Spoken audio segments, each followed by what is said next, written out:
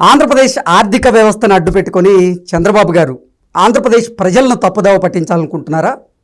ఆంధ్రప్రదేశ్ ఆర్థిక వ్యవస్థని అడ్డుపెట్టుకొని చంద్రబాబు గారు ఆంధ్రప్రదేశ్ ప్రజలకు సంక్షేమ పథకాలు ఎగ్గొట్టాలనేటువంటి ప్రయత్నం చేస్తున్నారా అంటే అవునని కొంతమంది, కానే కాదు అంటూ మరికొంతమంది రాజకీయ విశ్లేషకులు తన విశ్లేషణను అందిస్తున్నటువంటి నేపథ్యంలో ఈ అంశం మీద మనం విశ్లేషణ చేసుకునేటువంటి ప్రయత్నం చేద్దాం. ప్రస్తుతం మనతో పాటున్నారు ప్రముఖ రాజకీయ విశ్లేషకులు రాజేష్ అప్సాని గారు. సార్తో మాట్లాడదాం.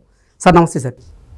రాష్ట్ర ఆర్థిక వ్యవస్థని అడ్డుపెట్టుకొని చంద్రబాబు గారు ఆంధ్రప్రదేశ్ ప్రజలను తప్పుదోవ పట్టిస్తున్నారని, వారికి సంక్షేమ పథకాలు ఎగ్గొట్టేటువంటి ప్రయత్నం చేస్తున్నారు అన్నట్లుగా కొన్ని వార్తలు వస్తూ ఉన్నాయి.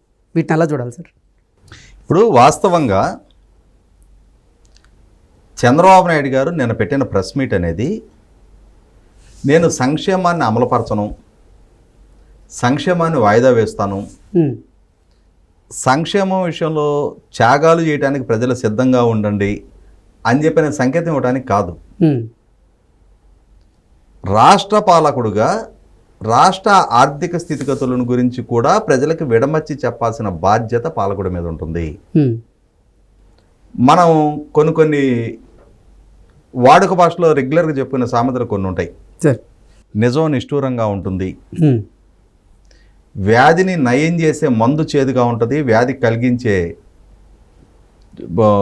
తీపి మనకి నాలుగుకి ఆస్వాదించేదిగా ఉంటుంది. కానీ తీగా ఉందని ఎక్కువగా తింటే అది వ్యాధిని కలిగిస్తుంది, దాన్ని తగ్గించే మందు చేదుగా ఉంటుంది అని చెప్పని మనం చెప్పుకుంటుంటాం. అలాగే ఇవాళ చంద్రబాబు నాయుడు గారు నిన్న మాట్లాడింది ప్రజలకి జనప్రియంగా అనిపించకపోవచ్చు, కానీ వాస్తవ స్థితి అది. నీతి ఆయోగ్ ద్వారా మొన్న దేశవ్యాప్తంగా ఉన్న వివిధ రాష్ట్రాలకు సంబంధించిన ఆర్థిక స్థితిగతుల మీద వచ్చిన సర్వే రిపోర్ట్ని ఆయన మెన్షన్ చేస్తూ నిన్న ప్రెస్ మీట్ పెట్టారు.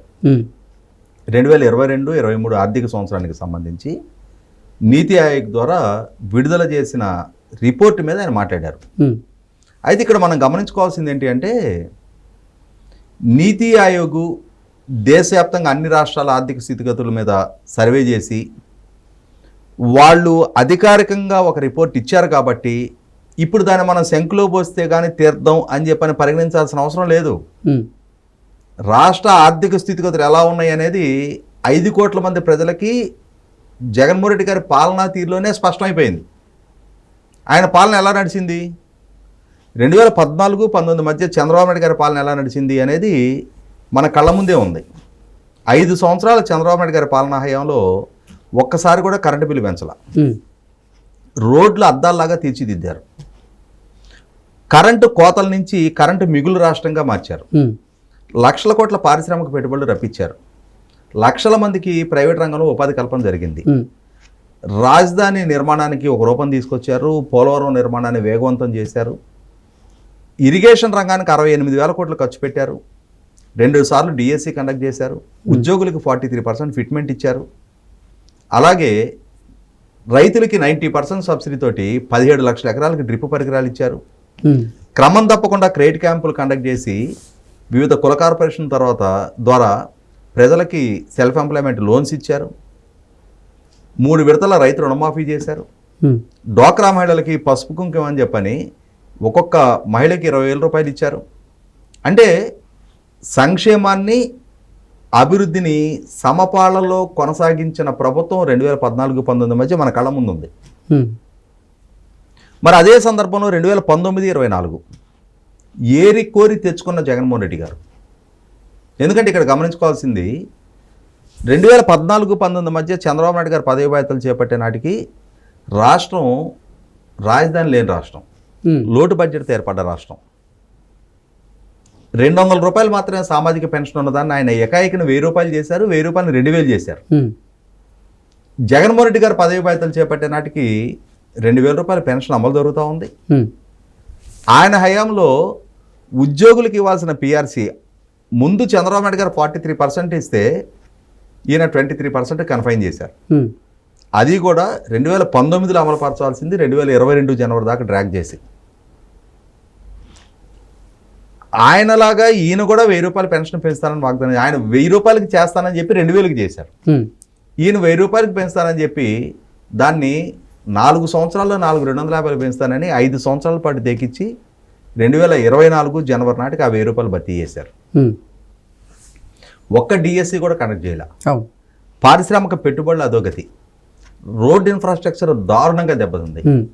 అన్నిటికన్నా దారుణమైన పరిస్థితి ఏంటి అంటే ఏ ప్రభుత్వ ఉద్యోగి కూడా నెల 1వ తారీఖు రోజు జీతం కళ్ళ చూడాల. రిటైర్ అయిన ఉద్యోగులకి 1వ తారీఖు పెన్షన్ వాళ్ళకి అందల. అవును. అంటే ఇక్కడ అభివృద్ధి లేదు, సంక్షేమం లేదు.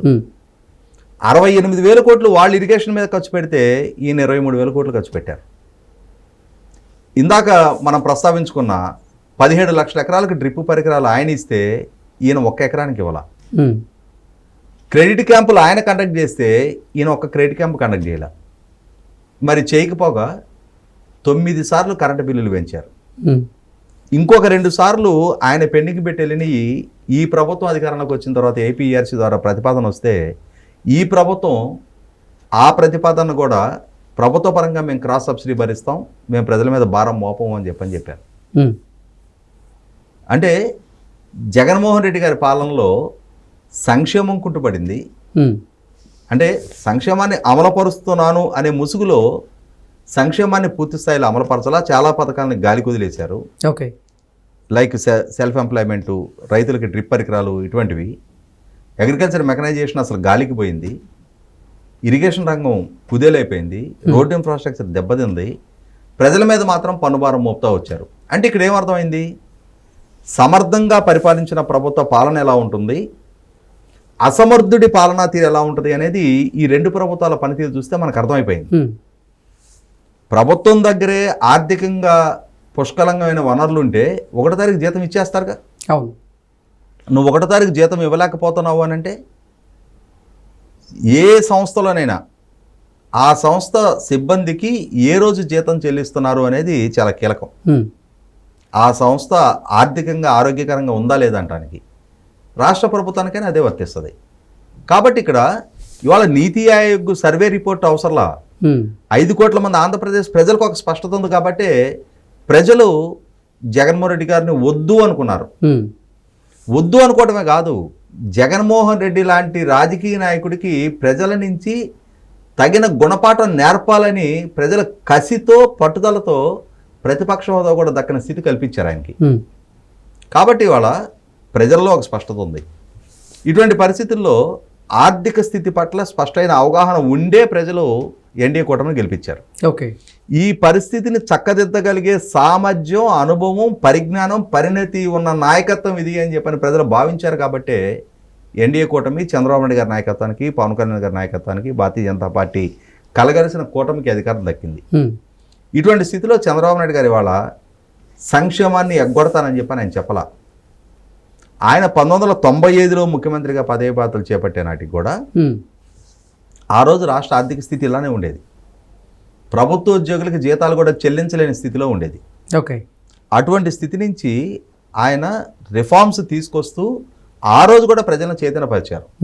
ప్రజలకి ఆయన విడమర్చి చెప్పింది ఏంటి అంటే మద్యపాన నిషేధం సమర్థనీయంగా అమలు జరగటం లేదు, సమర్థంగా అమలు జరగటం లేదు అని మద్యపాన నిషేధాన్ని ఎత్తేసారు.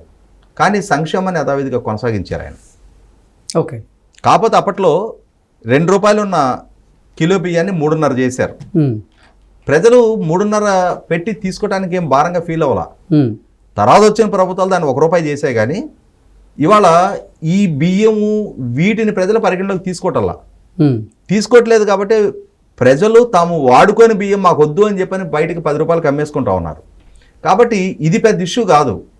అయితే నిన్న చంద్రబాబు నాయుడు గారు చాలా స్పష్టంగా చెప్పడం జరిగింది. ఆర్థిక స్థితి గురించి మీకు వివరం చెప్తున్నా, అంతేగాని దీన్ని అడ్డు పెట్టుకొని సంక్షేమ పథకాలు లేట్ చేయాలనే ఆలోచన కూడా నాకు లేదు. ఖచ్చితంగా సంక్షేమ పథకాలు అంటే ఇప్పుడు తల్లికి వందనం, అన్నదాత సుఖీభవ, ఆర్టీసీ ఉచిత ప్రయాణం, మహిళలకు ఇస్తానన్న 1,500 రూపాయలు పర్ మంత్, ఈ 4 పథకాలు ఇంకా అమలు జరగాల్సి ఉన్నాయి.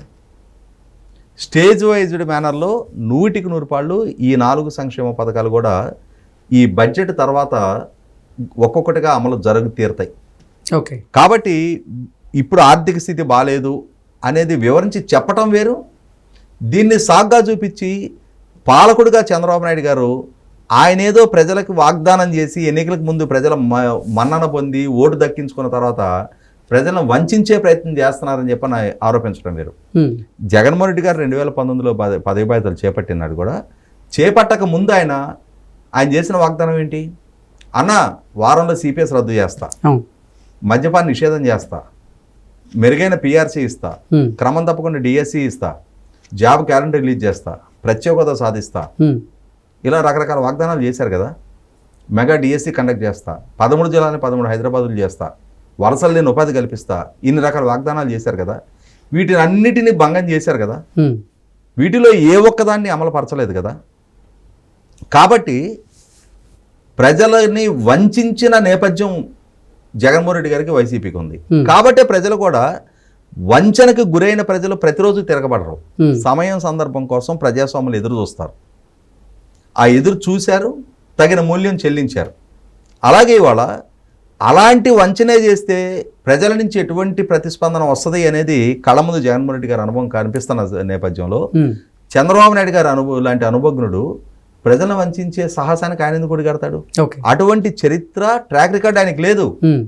చంద్రబాబు నాయుడు గారి నేపథ్యం తెలిసిన వాళ్ళకి ఎవరికైనా, ఆయన తత్వం తెలిసిన వాళ్ళు ఎవరైనా ఏం చెప్తారు అని అంటే, సమాజంలో పాలకుడుగా ఒక తప్పు చేస్తే ఎప్పుడో అప్పుడు ఎక్కడో ఒక దగ్గర సమాధానం చెప్పుకోవాల్సి వస్తుందనే భయం ఉన్న నాయకుడు చంద్రబాబు నాయుడు గారు. ఏ భయం లేని బరితెగింపు ఉన్న నాయకుడు జగన్మోహన్ రెడ్డి. కాబట్టి ఇక్కడ జగన్మోహన్ రెడ్డి వంచాడు అని చెప్పని చంద్రబాబు నాయుడు గారు కూడా అదేవిధంగా వంచనకు పాల్పడతారు అని చెప్పని ఆలోచించినా అది 100% ఆక్షేపణీయం. ఖచ్చితంగా చంద్రబాబు నాయుడు గారు ఆయన ఏ వాగ్దానాన్ని చేశారో ఆ వాగ్దానాన్ని నిలబెట్టుకొని తీరుతారు. ఇటు అభివృద్ధిని అటు సంక్షేమాన్ని సమపాలనలో కొనసాగిస్తూ మళ్ళీ తిరిగి 2029 ఎన్నికల నాటికి సగర్వంగా తలెత్తుకొని ప్రజల దగ్గరికి వెళ్తారు తప్ప ప్రజలను వంచి ఇప్పుడు ఆర్థిక స్థితి బాగాలేదు కాబట్టి మీరు మానసికంగా సిద్ధంగండి అని చెప్పని ఆయన ప్రజలను ఏం బ్రెయిన్ వాష్ చేయటంలా.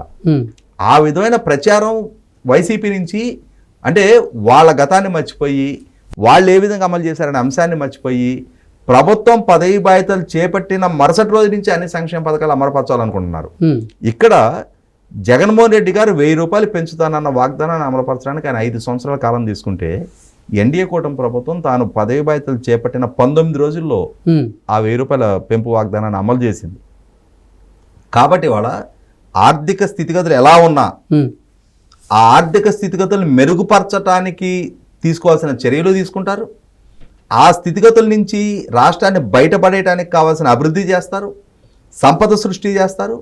అదే సందర్భంలో ప్రజలకి చేసిన వాగ్దానాన్ని నిలబెట్టుకుంటూ సంక్షేమాన్ని కూడా యథావిధిగా కొనసాగించి తీరతారు. అందులో ఎటువంటి డిస్ప్యూట్ లేదు.